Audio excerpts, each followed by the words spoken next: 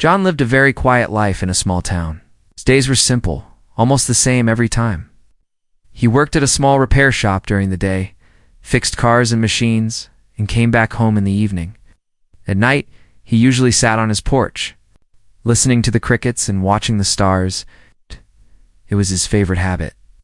The night sky always felt bigger than the small life he lived. Sometimes he wondered if there was anything out there, beyond the stars. But those were only thoughts. Nothing serious. That night, however, something different happened. The sky was unusually clear, the stars bright like diamonds on black silk. John leaned back on his old wooden chair, a warm cup of coffee in his hand. The world around him was quiet. Only the sound of the night wind passed through the trees. Then he saw it at first. He thought it was just another falling star, a streak, a bright white cut across the sky. But it did not fade away like a normal meteor. Instead, it grew brighter. It burned with strange colors, blue, green, and even purple, like a rainbow made of fire. John frowned and leaned forward. The object was not falling fast like a star. It was slowing down. The light grew bigger. His heart began to beat faster. It was coming down. A sudden blast shook the air. Somewhere far off, maybe near the forest. Outside town, he saw a flash, like lightning striking the ground. A distant rumble followed, shaking his porch and making the coffee spill from his cup. John stood up quickly, staring at the sky. The light was gone now, but smoke. Yes, there was smoke rising from the direction of the woods. For a long moment, he stood frozen. His mind told him it might be a plane crash. Maybe a small aircraft had gone down. If that was true, someone might be hurt. But deep inside, something told him this was not normal. Something about that light had felt wrong. Still, he could not ignore it. John grabbed his jacket, picked up a flashlight, and went to his old truck. The engine roared to life, though. It coughed and rattled like an old man with bad lungs. He drove fast, following the road that led close to the forest.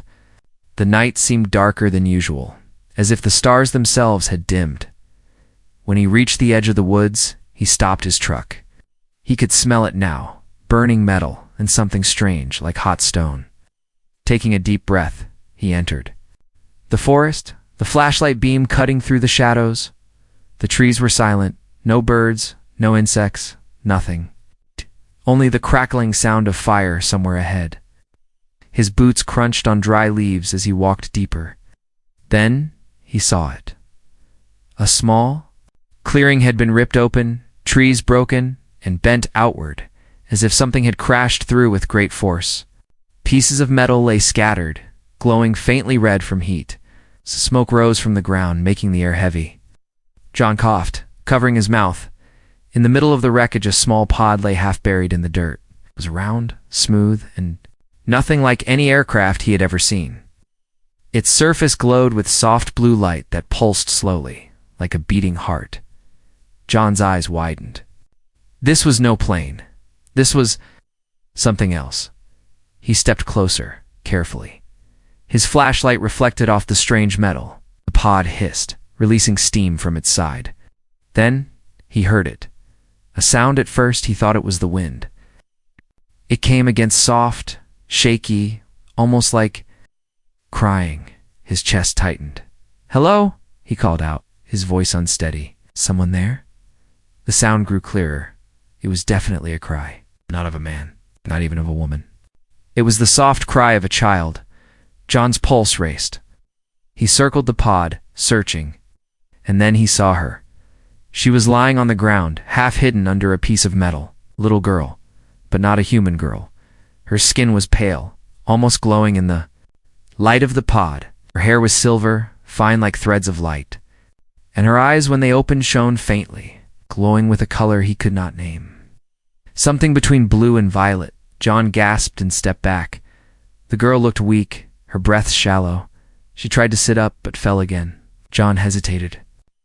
Fear screamed inside him. This was not natural, not normal. This was alien. But then the cry came again, a soft, broken cry. And it was so human that his heart ached. Slowly, carefully, he bent down and lifted the metal off her. She was lighter than he expected, fragile, trembling. She looked up at him, her glowing eyes full of fear. "It's okay," John whispered. Without thinking, "You're safe now." The girl shook her head weakly. Her lips moved, forming words. John leaned closer. Her voice was soft, broken, but clear enough. "They are coming." John froze, his breath caught in his throat. Who was coming? More of her kind? Soldiers? Hunters? Before he could ask, the pod behind him gave a loud crack, sparks shooting out. The ground trembled slightly. He realized he couldn't stay here. Someone would notice the crash. The smoke, the fire, would draw attention. He looked at the girl again. She was too weak to stand. Without thinking more, John scooped her into his arms. She was warm, lighter than a normal child, and she clung to him weakly. As if she trusted him, John hurried back through the woods, heart pounding. Every shadow felt alive, every sound like a watcher hiding. When he finally reached his truck, he placed the girl gently inside. She curled up, her glowing eyes still fixed on him. "They are coming," she whispered again, before closing her eyes. John gripped the steering wheel, his hands shaking. He had found a little alien girl, and someone knew her. Something was coming after her. The quiet life of John was over. John drove back through the empty road, the girl lying quietly on the seat beside him. Every few seconds, he looked at her, afraid she might stop breathing.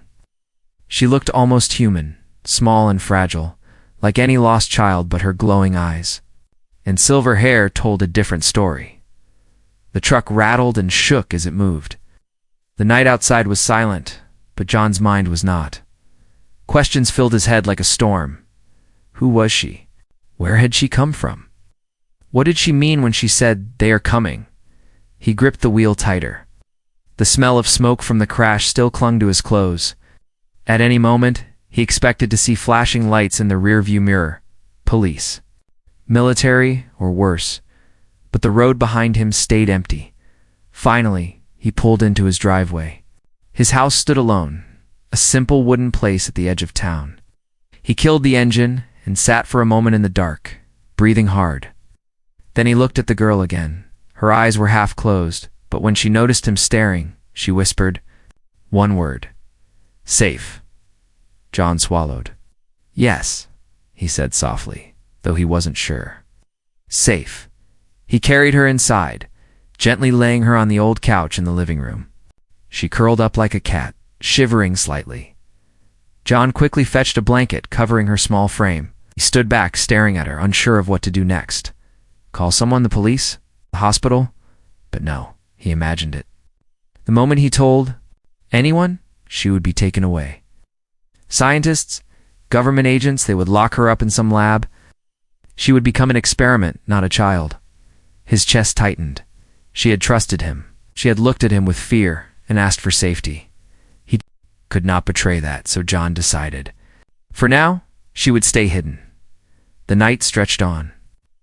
John sat in his chair across from the couch, watching her. At times she slept, at times she whispered strange words in a language he did not know. Her voice was soft, musical, but broken. At one point she sat up and looked around. Her eyes glowed faintly in the dim light. She touched the lamp on the table. The bulb flickered, then turned off. She tilted her head as if curious. When she removed her hand, the lamp turned back on by itself. John's mouth went dry. She had power. Later in the kitchen, the radio on the shelf suddenly crackled. A news voice spoke. Authorities are investigating reports of a possible meteor strike in the woods outside town. Locals are advised to stay away from the area until officials can confirm safety. John froze. He glanced toward the living room. The girl's glowing eyes were watching him. They searched, she said simply. John turned off the radio quickly. His stomach twisted. Whoever was searching, it was not safe anymore. The next day passed in silence. John did not go to work. Instead, he stayed home, making sure no one saw or heard anything unusual. He kept the curtains closed. He avoided calls. The girl was awake more often now. She seemed to learn fast. She watched John carefully, copying his movements. When he brought her food, she studied how he held the spoon before trying it herself. When he spoke, she repeated his words, learning English slowly. "Water," she said. Pointing at the glass he offered. "Yes," John nodded. "Water." "Safe," she whispered again, holding the glass close. John's heart tightened each time she said that word. But strange things kept happening that evening.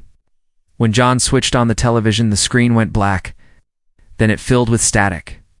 For a moment, faint symbols appeared on the screen, circles, lines, shapes he had never seen. The girl was watching. Her eyes glowed brighter, and the shapes shifted faster. John panicked and unplugged the TV. The screen went dark again. "What did you do?" he asked, breathless. The girl only tilted her head. "Home," she whispered softly, calling. John's skin went cold. Home. Was she trying to send a signal? Was she calling more of her kind? Or was she afraid someone was already coming? Night. John woke suddenly from sleep. A low humming sound filled the air. He grabbed his flashlight and rushed into the living room. The girl was standing in the middle of the room, her eyes glowing like small moons. Every object around her was floating: the lamp, the books, even the blanket. John froze at the doorway. The girl turned to him, her face calm, but her voice trembling. "They look," she said. "They see." The floating objects dropped with a crash. The glow in her eyes dimmed. She fell to her knees, exhausted. John hurried forward, catching her before she hit the floor. "What do you mean? Who sees?" he asked. She clutched his shirt. With small hands, her voice was weak, but clear. "Not humans," she whispered. "Others." John's stomach dropped. Others. He carried her back to the couch, his mind racing. It wasn't just the government or the military he had to fear. There were others.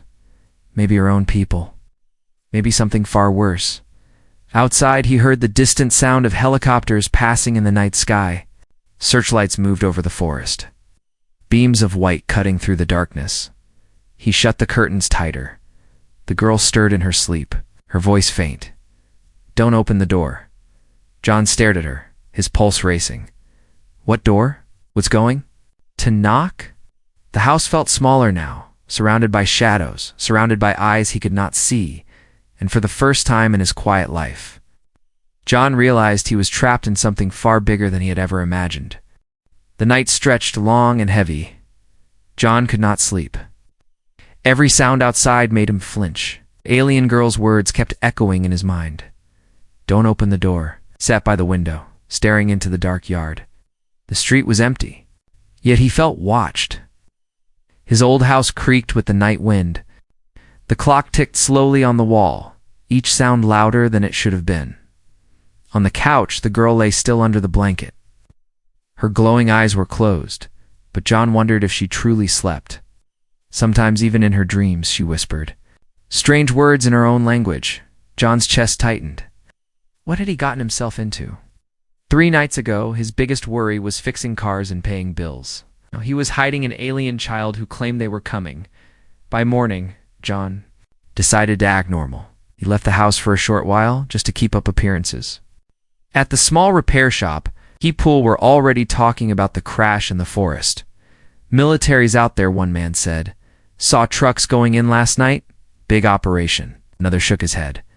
"They said it was just a meteor. But, come on, meteors don't bring soldiers with guns." John forced a laugh, though his stomach twisted. He kept his head down, finished his work fast, and went home. As he drove back, he noticed something strange. A black car parked at the corner of his street, windows dark, engine silent, no one inside moved. His throat went dry. He drove past slowly, pretending not to notice. But his mind screamed, "They're watching." When he reached home, the girl was sitting upright on the couch. She stared at him as if she already knew what he had seen. "They are here," she whispered. John knelt beside her. "Who?" "The government. Soldiers." The girl shook her head slowly. "Not them. Others." Her words chilled him. Others. He wanted to ask more, but before he could, the lights in the house flickered. For a second, everything went dark. The girl grabbed his hand tightly. Her small fingers were cold. "Tonight," she said. "Did they come tonight?" Evening came. John locked every door and window, leaving only a small lamp glowing faintly. The house was wrapped in silence. Hours passed. John sat in the dark living room, the girl close beside him. Both of them listened. Then it happened. A soft knock at the door. John's blood froze. He looked at the girl. She shook her head violently, whispering, don't open." The knock came again. This time, louder. John stood slowly, heart pounding. He crept to the door, pressing his ear against it. A woman's voice called softly, almost kindly. "No, she is inside. Open the door, and no harm will come to you." John's skin crawled. The voice was calm, too calm, like someone trying to soothe an animal before killing it. The girl clung to him, whispering fiercely, "Not safe, not them." John swallowed hard. His hand hovered over the doorknob but didn't touch it. The woman's voice came again, sharper this time. "Open the door." John's knees felt weak. He forced himself to speak. "Who are you?" For a moment, silence. Then another voice, lower, firmer, also female. "She belongs to us. Give her back." The girl pressed her face into John's arm, trembling. "No," she cried. "Don't let them." John's head spun. Belongs to them? Are these her people? Or something worse? The knocking stopped. For a few seconds, silence returned. John's ears rang with his own heartbeat. Then he heard footsteps circling the house. Slow, careful. The sound of leaves crunching under boots. "They're trying to get in," he whispered. The girl nodded quickly. "They smell me. Hear me." A shadow passed by the window. John ducked down, pulling the girl with him. Suddenly, the back door rattled. Someone was trying to open it. The knob shook violently, then stopped. The girl's glowing eyes widened. "They not leave," she whispered. "They wait." John felt trapped. If they broke in, he had no chance of stopping them. Had no weapons, no plan. All he had was the girl and her mysterious powers he didn't understand. "Can you stop them?" he asked. She shook her head. Weak now. Too weak. John clenched his fists. He couldn't just sit and wait. He needed to scare them off. Somehow he stood, grabbed a flashlight, and pointed it toward the window. He flicked it on suddenly, blasting light into the dark yard. For a split second, he saw them. Two tall figures, standing too still, too perfect. Their skin seemed to shimmer faintly in the light, and their eyes reflected like mirrors. They did not flinch. They only stared back at him with cold, glowing eyes. John's stomach dropped. These were not soldiers, not humans. The girl whispered. Behind him, her voice shaking. Not women, hunters. The figures stepped closer to the window, faces now clear. They looked human, yes, but their beauty was unnatural, their movements too smooth. They smiled at him, but the smiles did not reach their eyes. "Open the door, John," one of them said. Her voice was almost gentle, but it carried a strange echo, or top, like two voices speaking at once. John stepped back, fear clawing at his chest. They knew his name. How? The girl clung tighter to his arm. "Don't trust! Don't!" Outside, the figures stopped moving. One of them tilted her head, watching him like a scientist watches a mouse in a cage.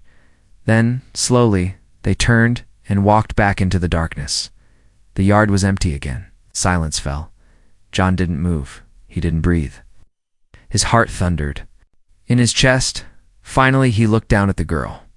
She was shaking, her eyes glowing brighter. "They come back," she whispered. "Next time, they break the door." John stared at the dark window, his mind racing. The quiet life he once knew was gone. Now he was caught between something human and something far from human. And the worst part? The night was only just beginning. The house was quiet, but John did not feel safe. Every shadow outside looked alive. Every sound of the wind against the walls made him flinch.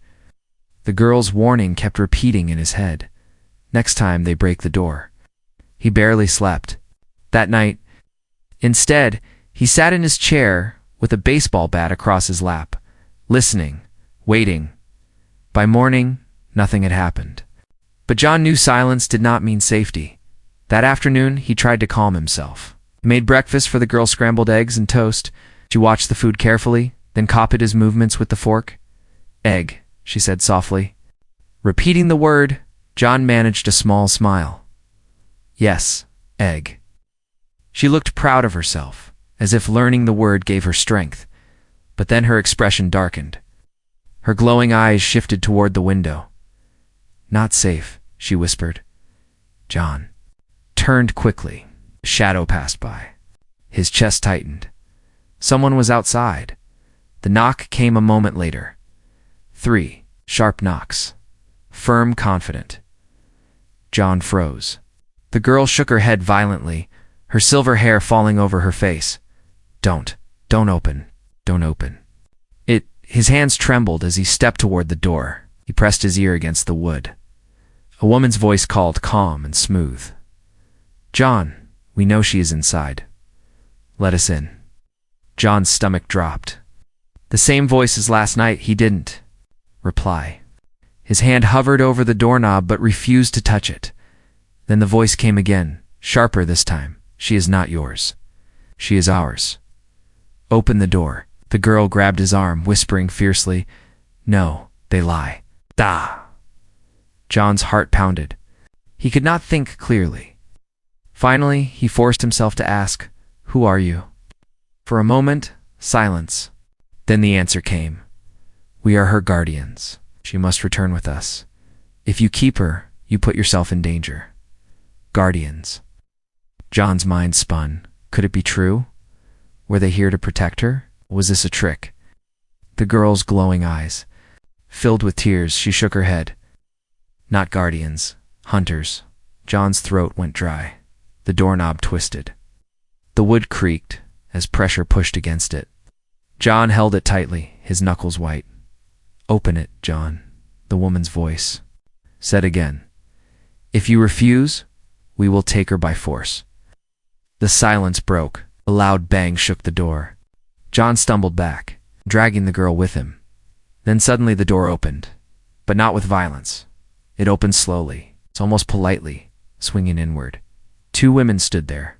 They looked human, tall, graceful, dressed in simple dark clothes. Their faces were beautiful, 2 beautiful smooth skin, perfect features, eyes that glowed faintly in the dim light. Their smiles were calm, but their presence filled the room like a storm. The girls screamed. Hiding behind John, the taller woman stepped forward. Her voice was soft, almost kind. "Child, you must come home." John's hands trembled, gripping the bat tighter. "Who are you?" The second woman tilted her head, her eyes locking on him. "She is not what you think she is. She is dangerous. You cannot keep her." The girl shook her head violently. "No, not safe. They kill." John's heart thundered. He looked at the women, then at the girl. Who was telling the truth? The taller woman took another step forward. "John, listen to me. She is not a child. She is a weapon. She is unstable. Already you have seen her powers." John froze. He remembered the floating objects, the glowing eyes, the strange interference with the TV. Was it true? Dangerous to keep? The woman's voice grew colder. "If she stays here, she will destroy you. She will destroy everything around her." The girl cried out, grabbing John's hand. "Don't listen. They lie." John's mind spun. The women's voices were calm, almost hypnotic. But the girl's fear was real. She shook in his grip, clinging to him as if her life depended on it. The second woman's glowing eyes narrowed. "Give her to us now," the girl screamed, her voice sharp with terror. "They killed my mother. They will kill me too." John's chest tightened, his doubts cracked. These women were not protectors. The fear in the girl's eyes was too deep, too raw to be false. "No," John said, his voice low but firm. "She stays with me." The women's smiles faded. Their faces grew hard, their eyes glowing brighter. "Then you have chosen death," the taller one said. The air in the room grew heavy. The lamp flickered, but the women's skin shimmered as if light pulsed beneath it. John raised the bat, though his hands shook. He knew it would do nothing against them. The girl stepped in front of him suddenly, her small body glowing with faint light. She raised her hand, weak but defiant. The women stopped, watching her carefully. "You are too weak," one of them said coldly. "You cannot resist us." The girl's voice trembled, but her words were strong. "He is mine now. You can't take me." The taller woman's lips curled into a strange smile. "You shall see." Then, without warning, both women moved. Too fast. Their bodies blurred, shadows stretching as they lunged forward. John swung the bat wildly, but it passed through empty air. The taller woman appeared behind him in an instant, her hand reaching for the girl. The girl screamed. The lights exploded, plunging the room into darkness. For a moment, all John could see were glowing ice-through pairs, two cold and one filled with terror. Then a crash shook the house. Windows shattered. The women hissed, retreating as if struck by something unseen. When the lights flickered back on, they were gone. The girl collapsed to her knees, exhausted, glowing faintly. John rushed to her, holding her close. She whispered weakly, "Not safe. They come again." John looked at the broken windows, the shattered glass on the floor. His whole body shook. Two alien women had stood in his house. They were real. They were hunting the girl, and next time, they would not leave so easily. John's house was no longer a home. It was a battlefield waiting to happen. The shattered glass crunched under his boots as he walked across the living room, checking the broken windows again. Cold night air slipped inside, carrying with it the smell of pine from the woods. The girl sat curled on the couch, wrapped in a blanket. Her glowing eyes looked dim, but fear still burned in them. "They come back," she whispered. "Not stop. Until they take me." John swallowed hard. He knew she was right. The two alien women had left, but not because they gave up. They had retreated only to try again. And next time they would not play polite. He looked around his small, fragile house. Thin walls, old locks. Nothing here could stop those beings. "We can't stay," John said at last. His voice was low, but steady. "We have to leave tonight." "Right." The girl nodded, though her small hands trembled. John packed quickly flashlight. Food, water, blankets. He had no plan, only one thought: get far away. Maybe hide in the forest. Maybe keep moving until he could think of something better. He carried the girl to the truck, her silver hair glinting faintly in the moonlight. She clung to him, weak but alert, always watching the shadows. The old truck coughed and roared to life. John drove fast, the empty road stretching ahead. His eyes flicked constantly to the mirrors, expecting headlights to appear behind him. For a while, the road was quiet. Too quiet, then he saw it. Lights in the sky. At first, he thought it was a helicopter. But the lights moved too smoothly, too silently. They glided above the trees, bright and steady, as if searching. The girl's glowing eyes widened. "Ship," she whispered. John's heart dropped. "We're already here." He pushed the truck harder. The engine groaned, but the speed climbed. The forest rushed past on both sides, dark and endless. Then behind him, headlights appeared. A black car. Sleek. Silent. Following close. John cursed under his breath. He swerved onto a side road, gravel kicking up behind him. The car followed without hesitation. The girl gripped the seat tightly, her voice urgent. "Faster! They catch us!" "I'm trying." John shouted, his hands tight on the wheel. The truck bounced on the rough road, tires screeching around corners. The black car stayed close, never slowing. Suddenly, another set of headlights appeared ahead, another car blocking the road. John slammed the brakes. The truck skidded, gravel flying. The girl screamed. The black car behind them stopped too. They were trapped. The two cars' doors opened. Figures stepped out. Tall, graceful, too perfect. The same women, their glowing eyes locked onto the truck. The taller one raised her hand. The air around the truck shimmered, the metal groaning as If invisible hands were crushing it, the girl cried out, clutching her head. "No, stop!" John gritted his teeth, slammed the gear shift, and floored the gas. The truck roared forward, straight toward the car blocking the road. The women did not move. Their smiles were cold. Certain at the last second, John yanked the wheel. The truck veered off-road, crashing through the bushes into the forest. Branches whipped against the windshield. The truck bounced violently, but it kept moving. Behind them, the women shouted in anger. The black cars roared to life again, chasing through the trees.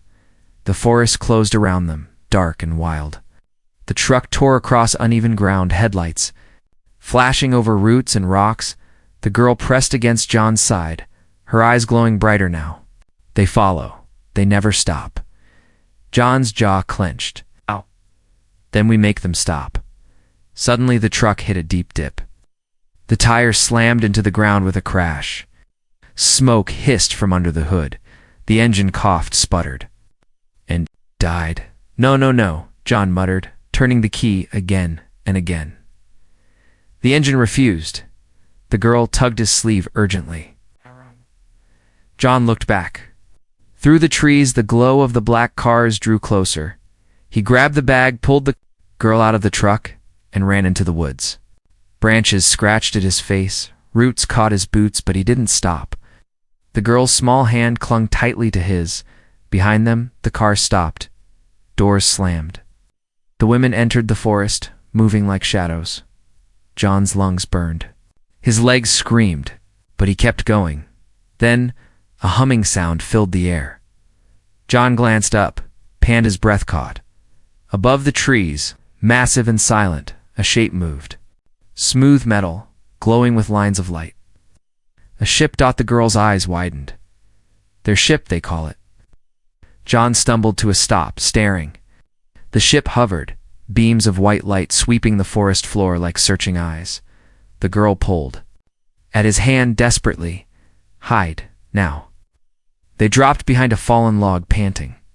Watching the light sweep closer, the women's voices echoed through the forest, smooth and cold. "Child, come out. You cannot run. We will find you." The girl trembled, her eyes glowing brighter. Her voice shook. "If they take me, they take Earth too." John's chest tightened.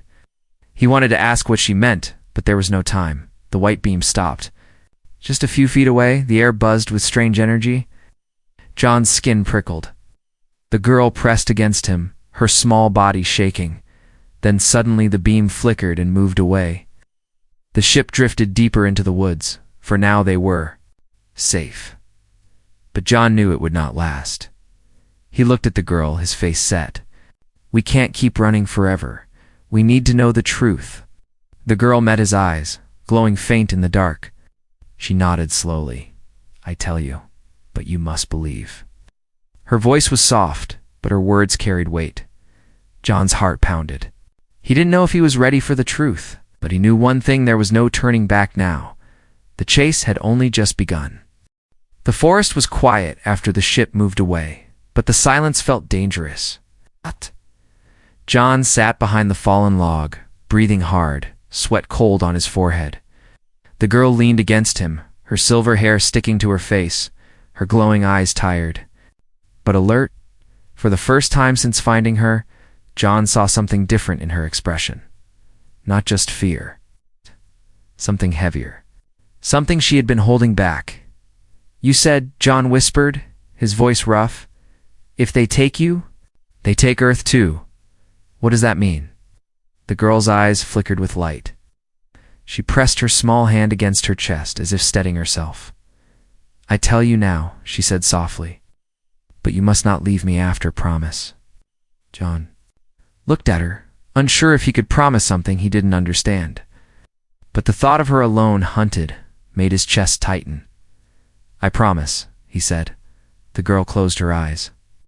For a moment, the air around her seemed to hum. Small lights, faint as fireflies, shimmered across her skin, then vanished. "My name is not what you call me," she began. "My true name you cannot say, but I was born to lead, to rule." John frowned. "Rule? Rule what?" She opened her glowing eyes. Worlds. My people. We are old. Older than humans. We travel stars, take what we need, leave what we do not. Conquer. The words sank into John's chest like a stone. Conquer? He shook his head. You're saying your people invade planets? She nodded, her small voice steady but sad. Yes, and I was born to be queen. A child of power. That is why they chase me. That is why they will not stop. John stared at her. The forest suddenly colder. His mind fought to accept it. This little girl, fragile and trembling, talking about ruling galaxies, about conquering worlds. That's impossible, he whispered. You're just a child. Her voice grew sharper. I look like child, but inside, I hold power of my line. My mother was queen. They killed her to take me. They fear me, but also need me. With me, they control everything. John's breath caught. The alien women, the hunters. They had called her dangerous. Maybe they were right. He looked down at her, torn. If that's true, if you are this queen, this ruler, then why run? Why not fight them? The girl's glowing eyes filled with pain. Because I do not want to be what they want. I don't want to destroy. I don't want to rule. I want... She hesitated, searching for words in English. To be free. Her small voice cracked. For the first time, John saw not an alien queen, not a weapon, but a child begging for a life she never asked for. She grabbed his hand. If they take me, they use me. They make me queen of war. Earth will be first. Your world will fall. John's heart slammed against his chest. The words were heavy, terrifying, but they carried truth. If he gave her up, he would not just lose her. He might lose his whole world. Suddenly, a sharp snap echoed through the forest. A branch breaking, John stiffened, pulled the girl closer, scanning the shadows. Voices floated through the trees. Calm. Female. She cannot hide. She is weak. Find her. The alien women. The girl's eyes widened. They near. John looked around desperately. Saw a hollow space beneath a cluster of roots, just large enough for the girl to squeeze into. He pulled her toward it. Hide here. Stay silent, he whispered. Her glowing eyes locked on his. They kill you if they find you. John forced a tight smile. I'll manage, trust me. She hesitated, then crawled into the hollow. Her small frame disappeared into the shadows. Only her glowing eyes flickered faintly before vanishing. As she closed them, John crouched low behind the log, gripping a broken branch like a weapon.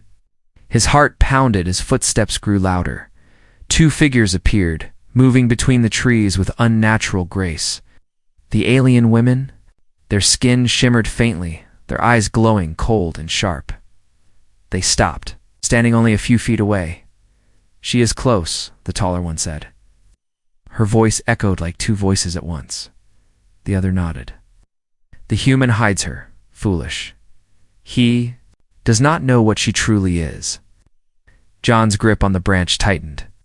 Sweat rolled down his neck. The taller woman's eyes scanned the area. For a terrifying moment, John thought she looked directly at him. Then she smiled. Come out, little queen, she said softly, her voice like silk. We forgive your escape. Come with us, and no more pain. The forest was silent. The girl stayed hidden. The women's smiles faded. Their eyes glowed brighter. Defy us, and we burn this world. John's stomach turned. Their calm voices carried a truth he could not ignore. They were not bluffing. He wanted to run, to take the girl and vanish. But deep inside, he knew running would never end it. Not while they wanted her. Not while she was what she claimed. Suddenly the ground trembled. Small rocks shook, trees groaned. A wave of energy rolled through the forest, humming in John's bones. The hollow where the girl hid glowed faintly.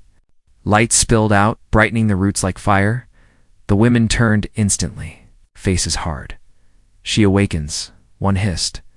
The taller one raised her hand, energy crackling at her palm. Ow. Then we take her now. John jumped to his feet, shouting. Without thinking, leave her alone. The women's glowing eyes snapped to him. They tilted their heads in unison, their smiles cold. The human one said, brave but useless. They stepped forward, their presence pressing against him like a weight. Behind them, the hollow burst with light. The girl crawled out, her entire body glowing like a star. Her silver hair floated as if caught in invisible wind. Her voice shook, but carried power. Stop, the forest obeyed. Every sound died. The women froze, their eyes narrowing. You will not take me, the girl said. Her words were heavy, older than she looked. I choose my own path, the women hissed, their perfect faces twisting. You are queen. You cannot choose. But the girl stood firm, light pulsing from her small body. John shielded his eyes, his heart racing. He didn't understand what was happening, but he knew one thing. The truth was no longer hidden. The girl was more than he ever imagined, and the war for her had just begun. The forest glowed with strange light. The girl stood tall despite her small body, silver hair floating as if caught in a storm, her eyes burning like stars. The two alien women faced her, their perfect smiles gone. Their faces twisted with anger. John stood frozen between them, his heart pounding. He had never seen the girl like this. She was no longer weak, no longer trembling. Power hummed in the air around her, bending branches, shaking the ground. The taller woman hissed, her glowing eyes sharp. You are no child. You are queen. You belong to us. The girl's voice rang through the trees, clear and strong. I belong to no one. The air trembled with her words. The alien women moved first. Too fast, their bodies blurred, like shadows darting through moonlight. Energy crackled in their hands, white and deadly. John stepped forward instinctively, putting himself in front of the girl. His hands shook, holding nothing but a broken branch. He knew it was useless, but he could not stand aside. The taller woman sneered. Human, you will die first. She raised her hand. A surge of blinding light shot toward John, before it struck. The girl raised her arm. The beam froze in midair, twisting like liquid, then vanished into sparks. John gasped, stumbling back. The girl's eyes glowed brighter. You will not touch him. Second woman's voice was sharp with fury. You protect this human? He is nothing. He is weak, is prey. The girl shook her head. He is choice. My choice. The women lunged again, but this time the girl moved faster. Her small body blurred with light. A wave of energy burst from her, knocking both women back into the trees. Branches snapped, dirt flew, the forest shook, but the women rose again. Almost unharmed, their glowing eyes burning with rage. You cannot stop us, one spat. You are young. You are not ready. The girl's voice wavered, but she stood firm. I will never be yours. John's heart pounded as he watched. Every strike, every wave of power shook him to his core. This wasn't a fight of humans. This was something beyond. And yet somehow he was in the middle of it. The women circled them slowly now, like predators. The taller one spoke again, her voice low and cold. Human. She hides truth from you. She is not savior. She is danger. If you keep her, she will destroy you and your world. Alice. John's chest tightened. He remembered the floating objects, the broken lights, the heavy power she carried. Was it true? Could she lose control? The other woman's voice grew soft, almost kind. Give her to us. We will contain her. Protect your world. Protect yourself. The girl's voice broke through, urgent and raw. Don't believe them. They killed my mother. They want my power. They want your world. If you give me, Earth dies. John's head spun. Two voices pulling him apart. One said she was dangerous. The other begged for trust. He looked at the girl. Small, fragile, but glowing with impossible power. Could he really trust her? The taller woman stepped closer, her hand outstretched. Choose. Human. Give her to us, and you live. Protect her, and you die with her. John's hands trembled. His throat was dry.